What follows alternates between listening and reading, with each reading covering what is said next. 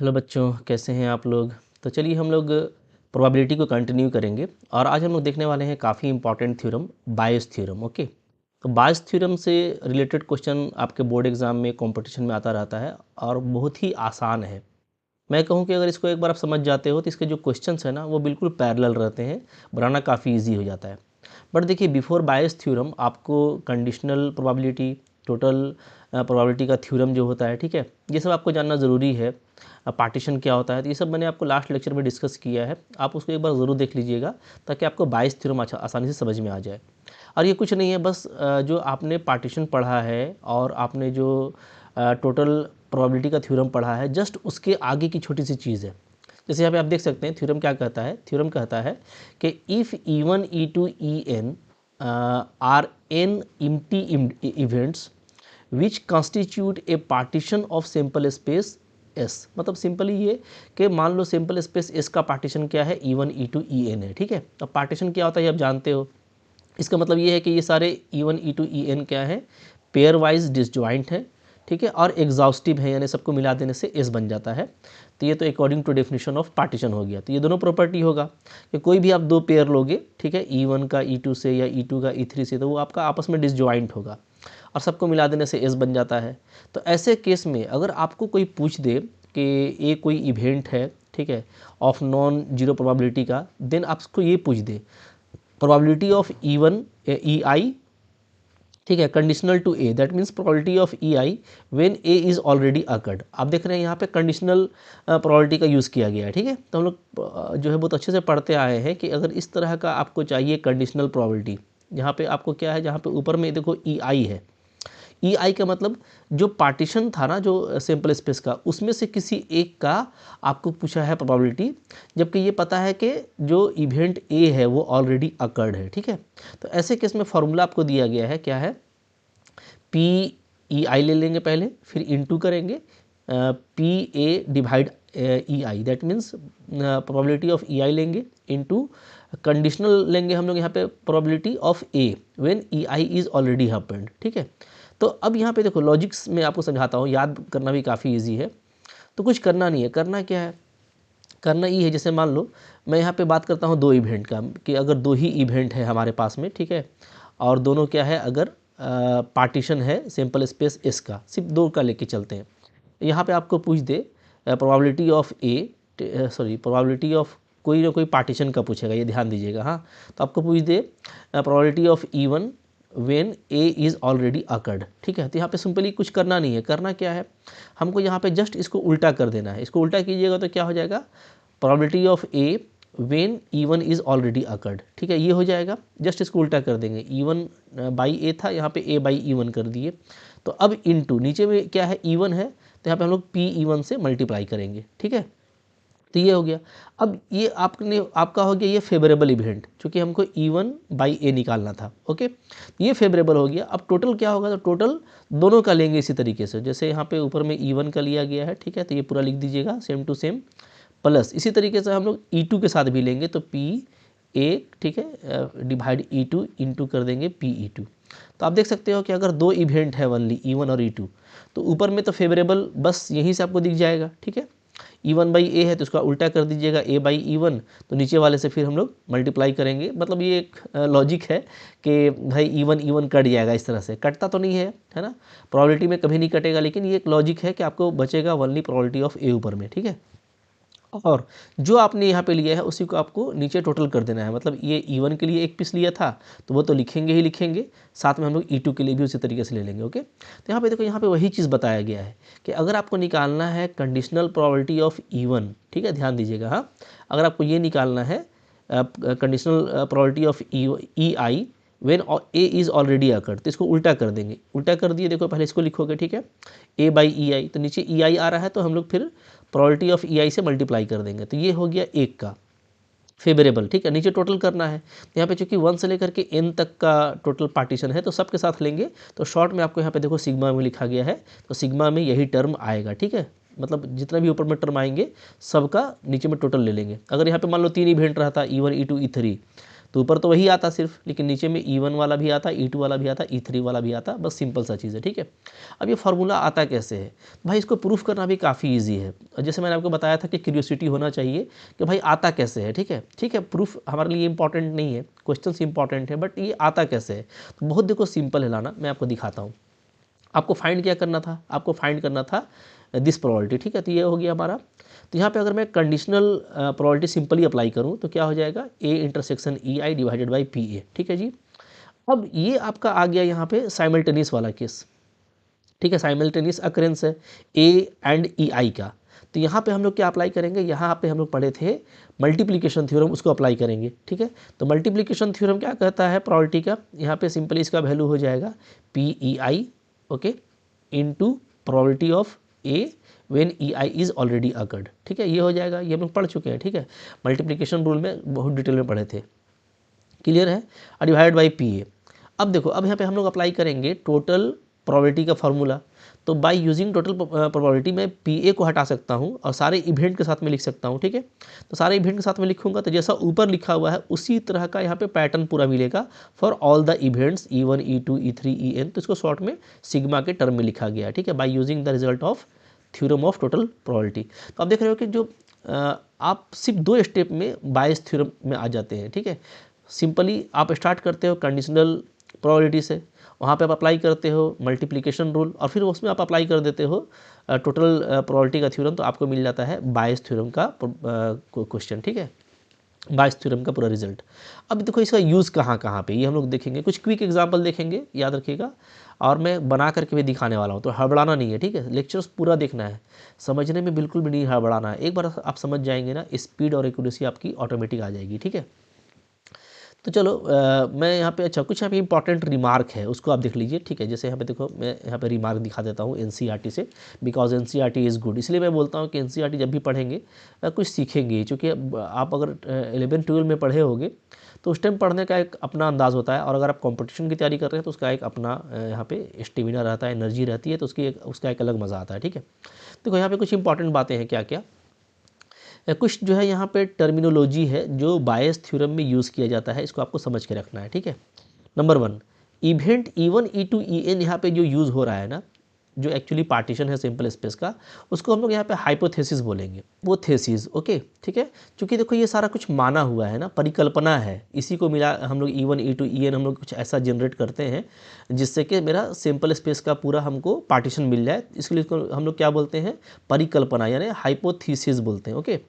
अच्छा, the probability PEI, इसमें से किसी भी एक का निकालिएगा आप प्रोबेबिलिटी, तो उसको क्या बोलेंगे, उसको बोलेंगे हम लोग is called प्रायोरी probability of the hypothesis EI, ठीक है। तो EI का उसका हम लोग क्या बोलेंगे, प्रायोरी प्रोबेबिलिटी बोलेंगे, ओके। अच्छा, द कंडीशनल प्रोबेबिलिटी, ये जो आपको पूरा आ रहा है probability of EI when A is already occurred, इसको हम लोग बोलेंगे इज कॉल्ड ए पोस्टेरियोराई प्रोबेबिलिटी, ठीक है। तो पोस्टेरियोराई बोला जाएगा probability of the hypothesis EI। तो ये सब देखो है बोलने के लिए टर्मिनोलॉजी है, लेकिन आप सिंपली इसको कंडीशनल प्रोबेबिलिटी बोल सकते हैं, जो आपके लिए इजी है, ठीक है। इसको आप सिंपली प्रोबेबिलिटी बोल सकते हो, बट इसका नाम, ये टर्म इसलिए मैं बता रहा हूँ कि अगर आपको क्वेश्चन में लिख दे तो परेशान नहीं होना है कि भाई ये प्रायोरी प्रोबेबिलिटी क्या है, या ये आपका पोस्टेरियोराई प्रोबेबिलिटी क्या है, तो इसमें परेशान नहीं होना है, ठीक है। तो ये सब टर्मिनोलॉजी है जो मैं आपको बता दे रहा हूँ ताकि आपको फेमिलियर रहे कि हाँ भैया ये वही चीज़ें हैं, ठीक है, दैट ओके। अच्छा, Bayes theorem is also called the formula of the probability of causes. अब ध्यान दीजिए, ये बोल रहा है कि जो बायस थ्योरम है हमारा, इस यहाँ पे हमको ये निकालना पड़ता है, ठीक है। क्या निकालना पड़ता है, ध्यान दीजिएगा, है ना। आपको बोलता है कि आप फाइंड करो probability of EI when A is already occurred, इसको बोलता है निकालने के लिए। मतलब ये तो थोड़ा अजीब टाइप का हो गया, क्यों, यहाँ पे A जो होता है वो इवेंट होता है, घटना, ठीक है, ये इवेंट है, और ये जो EI है ये जो है पार्टीशन है, कोई एक पार्टीशन है सिंपल स्पेस का, ठीक है। So it is a partition of simple space, मैं सबसेट लिख दे रहा हूँ, ठीक है। ये सबसेट इसका कोई एक पार्ट है, ओके। तो अब हमको जो है ना यहाँ पे उस पार्ट का प्रोबेबिलिटी पूछ रहा है, जबकि वो इवेंट ऑलरेडी अकर्ड हो चुका है। तो इसलिए एक्चुअली यहाँ पे देखा जाए तो प्रोबेबिलिटी जो एक्चुअल जो एक प्लेटफॉर्म है जिसमें हम लोग इवेंट का फाइंड आउट करते हैं, तो उससे थोड़ा सा ये हट करके है, यहाँ पे कारण का निकाला जा रहा है प्रोबेबिलिटी। जैसे आपको मैं एग्जांपल दूँ, मान लो कि एक्सीडेंट हुआ है, ठीक है, और हमको ये पता है कि रोड पे कार ट्रक और बाइक, कार बाइक ट्रक, ये 3 तरह की चीज़ें हैं, ठीक है। तो एक्सीडेंट हुआ है तो एक्सीडेंट का प्रोबेबिलिटी नहीं पूछेगा आपसे, आपसे पूछेगा भाई एक्सीडेंट हो गया है, ठीक है। तो आप बताइए कि क्या प्रोबेबिलिटी है कि कार से हुआ होगा। तो यहाँ पे पार्टीशन के लिए कार, ट्रक और बाइक का यूज़ करने वाले हैं हम लोग, ओके। तो वहाँ पे कारण का आपको पूछता है प्रोबेबिलिटी, जबकि आपको घटना ऑलरेडी घट चुका होता है। दैट्स वाई कि हम लोग इसको क्या बोलते हैं कि यहाँ पे आपको प्रोबेबिलिटी ऑफ काउजेस पूछा जाता है, ठीक है। तो थोड़ा सा यहाँ पे जो उल्टा चीज़ है उसी को यहाँ पे लिखा गया है और बोलता है since the EIs are the partition of simple space, one and only one of the event EI occurs. That is, one of the event EI must occur and only one can occur. Okay. Hence, the above formula gives us the probability of particular EI, that is a cause, given that A has occurred. तो वही बात हो गई जो मैंने आपको बताया और भाई क्वेश्चन करने से बिल्कुल ये समझ में आ जाएगा। बट मैं कुछ आपको क्विक एग्जाम्पल दिखाना चाहता हूँ ताकि आप थोड़ा सा फेमिलियर हो जाइए इससे, ठीक है। जैसे देखिए यहाँ पे एक क्वेश्चन है, ये सारे इंपॉर्टेंट क्वेश्चन है, दिखाने का पर्पस भी यही है, वरना मैं आपको क्वेश्चन तो बना करके दिखाऊंगा ही, बट चूंकि ये कुछ फेमस क्वेश्चन है जो एग्जांपल में रह जाता है तो उसको भी बता देते हैं, ओके। तो देखो यहाँ पे एक सिंपल सा क्वेश्चन है कि बैग 1 में 3 लाल, 3 रेड और 4 ब्लैक बॉल्स हैं, ठीक है। जबकि दूसरा बैग है हमारे पास में बैग 2 जिसमें कि 5 रेड और 6 ब्लैक बॉल्स हैं, ओके। एक बॉल को ड्रॉ किया जाता है at random from the bag, okay, and it is found to be red. और ये देखो ये घटना घट गया, यहाँ पे घटना घट गया, ये गिवन है कि ये इसको रेड देखा जाता है, ये क्या है, ये रेड है, ध्यान दीजिएगा, मैं इसको थोड़ा सा डार्क कर दे रहा हूँ, ठीक है। ये घटना घट गई, लाल बॉल पाया गया, ठीक है।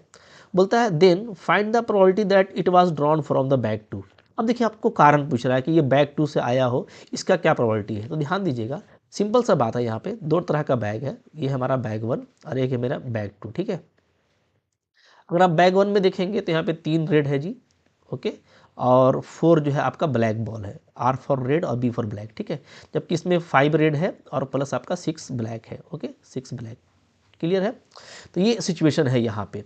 तो आपको बोलता है कि अच्छा यहाँ पे देखो है क्या ना कि यहाँ पे सिंपल स्पेस दोनों बैग मिल करके बनेगा। तो हमको जो है यहाँ पे पार्टीशन बनाने के लिए हमको लेना पड़ेगा E1 और E2 इवेंट कि हम बैग 1 को चूज़ रहे हैं या बैग 2 को चूज़ रहे हैं। तो सबसे पहले आपको यहाँ पे एक पार्टीशन बनाना है, let E1 be the event choosing the bag 1 and E2 be the event choosing the bag 2, ठीक है।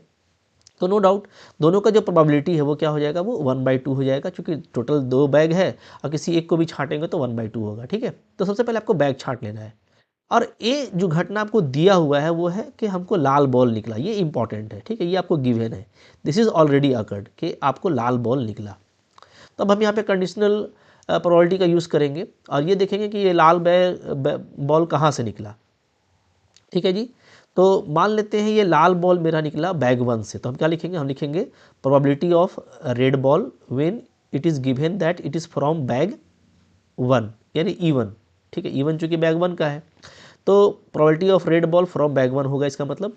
तो अब बैग 1 से अगर हमको रेड बॉल चाहिए तो ज़रूर ये 3 में से कोई एक होगा, ठीक है। और टोटल है 7 तो 3/7 हो गया, ठीक है जी, काफ़ी ईजी है। इसी तरीके से probability of A when it is from E2 that means probability of red ball when it is from bag 2। तो ये क्या हो जाएगा, तो बैग 2 में आप देखोगे तो बैग 2 में हमारे पास में 5 लाल बॉल है, तो 5 में से कोई एक होगा जी, और टोटल है 5 और 6 11, तो 5/11 हो गया, ठीक है। सिंपली आपको ना यहाँ पे ये सब टर्म काफ़ी इजीली मिल जाएंगे आपको, ठीक है, ये सब टर्म, ओके। अब आप कई बहुत ही फैमिलियर है, बहुत ही इजीली आपको समझ में आ रहा होगा। अब जो फाइंड करना है, चलो वहाँ पे चलते हैं। हमको फाइंड क्या करना है, हमको फाइंड करना है probability that it is from bag 2, यानी आपको कारण पूछ दिया कि भाई बैग 2 का जो बैग 2 को चूज़ करने का जो इवेंट था E2, यानी आप प्रोबेबिलिटी ऑफ E2 फाइंड कीजिए, जबकि ये पता हो कि रेड बॉल निकाला गया है। तो दैट मीन्स हमको यहाँ पे सिंपली क्या फाइंड करना है, PE2/A फाइंड करना है, ठीक है। तो अब यहाँ पे लगा दो बायस थ्योरम, तो बहुत सिंपल लगेगा, PE2/A इसका उल्टा कर दीजिए तो A/E2, ठीक है। ध्यान दीजिएगा, हाँ A/E2 मैं ऊपर में कर रहा हूँ, A/E2 ये आ गया। अब A/E2 आया है तो नीचे में E2 है तो मैं इसको PE2 से मल्टीप्लाई कर दूंगा ऊपर में, ठीक है। तो ये बैलेंस हो गया। अब जैसा मैंने E2 के लिए किया है यहाँ पे हमको E1 और E2 दोनों के लिए टोटल करके लेना पड़ेगा। तो वही चीज़ देखो ये है, बिल्कुल आप देख लो यहाँ पे ये चीज़, ठीक है, ये आपका बिल्कुल सेम है ऊपर वाले का ना, ये और ये, ठीक है। और फिर E1 का लिखेंगे तो फिर ऐसे लिख लेंगे, तो ये बन गया टोटल हमारा फार्मूला। तो अब पुटअप कर दीजिए, सारा पहले वैल्यू आपको पता है, ठीक है। PE2 कितना आता है, तो E1 E2 दोनों आपका क्या है जी, यहाँ पे देख लो PE1 और PE2 दोनों आपका 1/2 है, ठीक है। तो PE2 1/2 हो गया, यहाँ पे आप देख सकते हो कि PE2 1/2 और A/E2 मेरा आया है 5/11, ठीक है। इस नीचे में देखेंगे तो नीचे में आपका PE1 अगेन ये 1/2 है, ठीक है। और ये आपका आया है 3/7, ये 1/2 है, ये 5/11। फाइनली देखिए एलसीएम लेकर के आपका यहाँ पे आंसर आ जाएगा 35/68, ठीक है। तो देखो कुछ नहीं करना है, अब हर जगह यही पैटर्न रहेगा, एक बात याद रखिए, कोई नया चीज़ नहीं होने वाला है। बस आप क्वेश्चन को पढ़िएगा, आपको समझ में आ जाएगा कि ये बायस से बनने वाला है। जैसे आप देख सकते हो क्वेश्चन यहाँ पे अगेन है, ठीक है। यहाँ पे आपके पास में 3 आइडेंटिकल बॉक्स है, ठीक है जी, 1 2 3, और इच कॉन्टेनिंग 2 कॉइन्स, जिसमें 2 कॉइन है, okay. In box 1 both coins are gold, in box 2 both are silver, and in box 3 there is one gold and one silver, okay. A person choose a box at random and takes out a coin, if the coin is gold। देखो अब ये given हो गया, ये घटना घट गया कि जो सिक्का निकला है वो गोल्ड है, ठीक है। Then what is the probability that the other coin in the box is also gold. इसका क्या चांस है कि जो दूसरा कॉइन होगा वो भी गोल्ड ही होगा, ठीक है, ओके। देखिए यहाँ पे हम लोग इसको कैसे करने वाले हैं। तो अब यहाँ पे देखो यहाँ पे जैसे मैं आपको दिखा रहा हूँ, ठीक है। पहले तो हम लोग ये 3 चूँकि बैग है तो तीनों के लिए E1 E2 E3 ले लेते हैं, ओके। कि 1 को चूज़ किया, इसका इवेंट E1 है, 2 को चूज़ करने का E2 है, 3 को चूज़ करने का E3 है। तो भाई 3 बैग है तो तीनों को इक्वली लाइकली चूज़ किया जा सकता है, ठीक है। तो प्रोबेबिलिटी क्या आ जाएगा, E1 E2 E3 का बराबर ही आएगा, तीनों का 1/3 आएगा, ठीक है। चूँकि कोई एक चूज़ करिएगा तो 1 होगा और टोटल आपका 3 है। अब देखो मान लो ये मेरा इवेंट है that coin drawn is gold, ये चूँकि हमको गिवन दे दिया है।